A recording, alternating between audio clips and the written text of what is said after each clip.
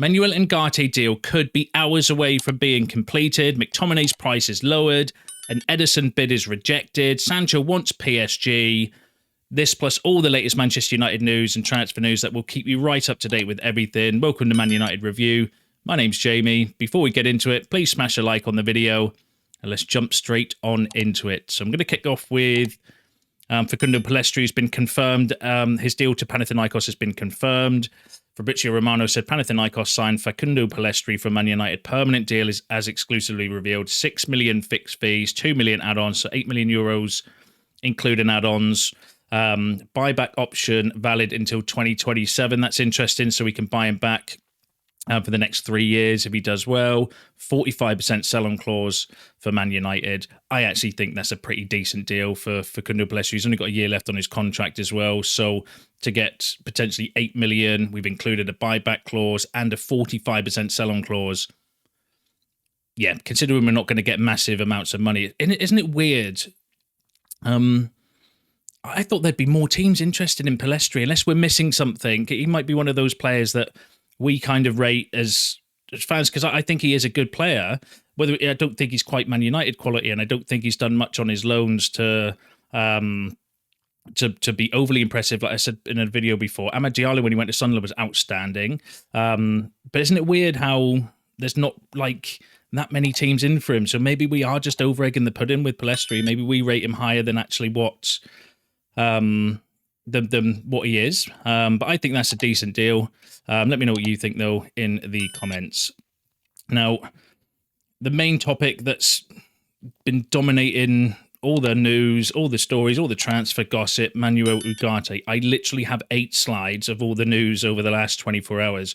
A majority of it, I'm going to be honest with you, is a little bit of regurgitation. So I'm just going to quickly go through them because I want to bring you the news. It's not for me to judge what you think or what is or isn't news. I'm going to want to bring it all to you on this channel. So I'm going to go through briefly some of the regurgitation, and then there's been a couple of really interesting updates at the end. So firstly, Fabrizio Romano has said that United remained optimistic on signing Ugarte. They are working on a deal, loan with obligation. The negotiations are going absolutely advanced and they're progressing. Samuel Luckhurst from the Manchester Evening News said Dan Ashworth has expressed confidence in concluding a deal for Manuel Ugarte. There would be a benefit to United's profit and sustainability calculations if a fixed fee for Ugarte is deferred until next summer. Then we had Jack Talbot, who's a credible source, said Manchester United are inching close to a deal for Manuel Ugarte. Casemiro is expected to debutise for Ugarte should his arrival materialise. There is a large confidence from both sides that the deal for Manuel Ugarte will be finalised closer to the summer transfer window deadline. Eric Ten Hag believes that Ugarte is an upgrade to Scott McTominay, who has been made available for sale. So that's an interesting point from Jack Talbot. And then we had 2 very credible French outlets saying that Manchester United and PSG are close to an agreement for the transfer of Manuel Ugarte. A deal for Manuel Ugarte will be around 60 million euros. An agreement is close, but details remain to be finalised. So we've had Romano and Samuel Luckhurst kind of suggesting a loan with an obligation to buy, but then French sources close to PSG saying 60 million euro fee. So, take your pick on who you're going to kind of believe there. Then we've had Florian Plettenberg said advanced negotiations for Manuel Ugarte. Understand that Man United and Paris Saint-Germain are getting closer, either a permanent deal or a loan with an obligation to buy. More details will be clarified. Not a done deal yet, but all parties involved to get the deal done soon. Verbal agreement is done and sealed. So Plettenberg saying it could be both. And then we've had Fabrice Hawkins, who's a credible source, saying PSG has already lowered their initial demands for Manuel Ugarte, but don't want to lose out too much on what they bought him, 60 million euros. Man United don't want to pay higher for a player who spent most of the time on the bench last season. The agreement between Manchester United and PSG is close, but still needs to be finalised.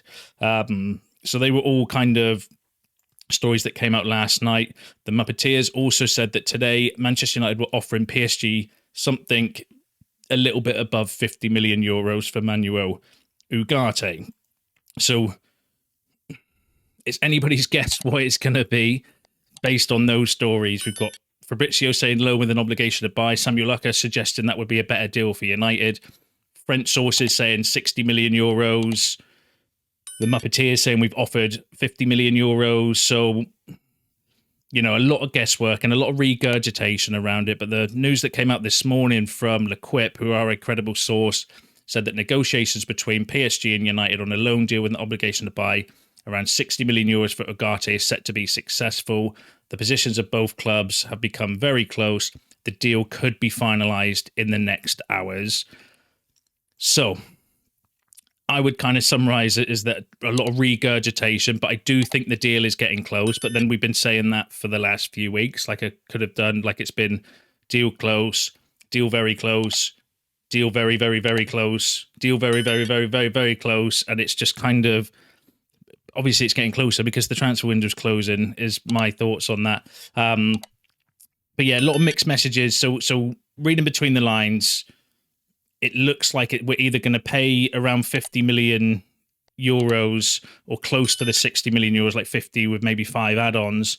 But we could do that next season as well. So there's still a lot of mixed messages around the actual kind of final deal for Ugarte. So we're just going to need to wait and see, because I can't really, you know, there's credible sources saying different things effectively. But you let me know what you think about that in the comments. The kind of takeaway I've got from that is it's going to happen, isn't it? It's just a matter of what the deal is and when, in my opinion. But you can share yours in the comments below.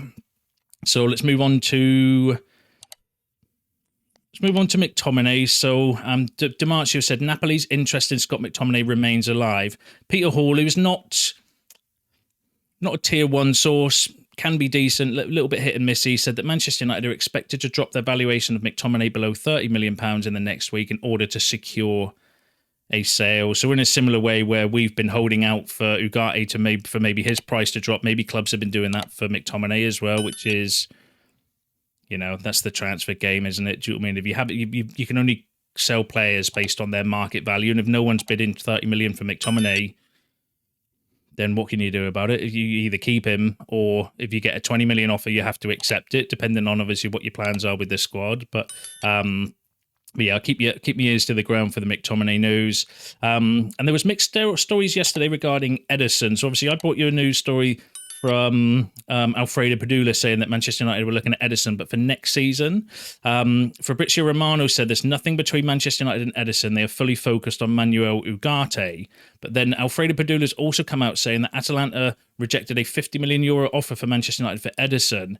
United are likely to return for Ederson in the next few months after a 50 million offer was rejected. So again, conflicting stories regarding Ederson. I do think he's a player of interest, but maybe that's one for further down the line, or it could be a BS story to try and get the fee down from PSG. So that could be a negotiation tactic as well. But again, lots of mixed messages coming out from decent sources, and you can take your pick on who you believe in the comments. I think a lot of these we're just going to need to wait and see actually what happens, because they are just totally opposite. Fabrizio Romano saying we're not in for Ederson, and then Alfredo Padula saying, yeah, we made a €50 million bid and we're going to come back in for him in the next couple of months, which is, you know, it is what it is. But we'll again see how that one develops. And then there was a couple of stories. So Sky said that Manchester United will discuss a new contract with Kobbie Mainoo at the end of the transfer window. I'm happy with that. I think Kobbie Mainoo is absolutely outstanding. Has got the potential to go on to be, you know, a proper legend at United if he continues his development. I really rate Kobbie Mainoo. Melissa Reddy said that Kobbie Mainoo feels Manchester United have clearly demonstrated their commitment to his development, and he is convinced United are heading in the right direction with the new football leadership team in position. And then Sky also said that Manchester United are building their midfield around Mainoo and are currently in the market for a foil for him, with Manuel Ugarte the top pick. So that's a interesting kind of reason why we've potentially picked Ugarte out of all the midfielders available. I did say that before, that Ugarte is a player that could potentially get the best out of Mainoo, and if you can get that kind of partnership right, then you've got an outstanding midfield, because Amrabat did a similar thing at the end of the season. I thought Amrabat was actually a decent partner for Mainoo that allowed Mainoo to play his game, and Ugarte is a is a very similar player. So it would be interesting to see how and hopefully if that partnership can form, because getting the best out of Mainoo is an absolute must for me because he's a fantastic player. But let me know what you think about that in the comments. And then we've had some more updates on Victor Lindelof. So Peter Hall, again, not the most credible, saying that Christian Eriksen and Victor Lindelof could also be sold before the window closes. Yeah, we knew that anyway. But the interesting one came from the Muppeteers on Victor Lindelof. Victor Lindelof's injury shouldn't hold up a sale if there's an option for him. And again, the Muppeteers is really credible. I think he's got inside sources at United. So that's really interesting. The fact that even though Lindelof is injured, potentially we could still be looking to sell him. But I think with Lindelof, it's one of those, we're not going to get a fantastic amount for him. I think there was rumours around 6 million or something like that. Plus he's got entitled to half of that fee anyway. So it's a case where do you just keep him as a backup or an emergency player for a year or 6 months and then kind of see what's going on in January? Or do you sell him for a couple of £1 million? Because we're not going to get that much for Lindelof. He's in the last year of his contract. He's in his 30s now. He's entitled to half of the transfer fee. Do you know what I mean? It's just one of those, isn't it, with Lindelof? Like, are we better off just keeping him around and letting him run his contract down now? Because we're not linked with, there's mixed stories again around the left-back position. But obviously, if we have an injury crisis at the back, he might be handy to keep around. So, but you can let me know what you think about Lindelof in the comments. Keeping with the left-back then, Dean Jones said that Erik ten Hag is strongly considering whether to only entertain bolstering the left-back position if there is still a problem in January. Yeah, which would maybe make sense. Do you know what I mean? I'm panicked about the left-back position, right? And maybe I am. I think someone said in the comments the other day that they're not too bothered about the left-back position because we've got Martinez, Mazraoui, Dalot. Obviously, hopefully Shaw will come back. Malacia might come back. I'm a little bit scarred from last season though, personally, still. So I still think it's a position of concern. But maybe going off of the other stories that I've been bringing you, where they were saying they were hoping to give Luke Shaw a chance and an opportunity to prove his worth again. Maybe that's what they're going to do and reinvest or relook at it in January, and that's why, maybe that's the way they're going to go down. I still think it would be a bit of a gamble. Hopefully one, but not one like for the full season. So, it's one of those, the left back, isn't it? I personally would like to bring someone in on loan just in case because of Luke Shaw's injury record. The fact Malacia has been out for so long and Mazraoui does have, injury concerns as well with his previous record. With his previous injury record. But let me know what you think about that in the comments. And then the final story, Jadon Sancho wants to join PSG, but there is nothing advanced with other clubs. With the clubs as of yet. So that's come from Fabrice Hawkins, who's a credible source, saying that Sancho would prefer to go to PSG, but as it stands, no advanced talks for Sancho to join PSG. Again, that's going to be one that we're going to need to keep an eye on because, it'll be interesting to see if he makes the squad this weekend.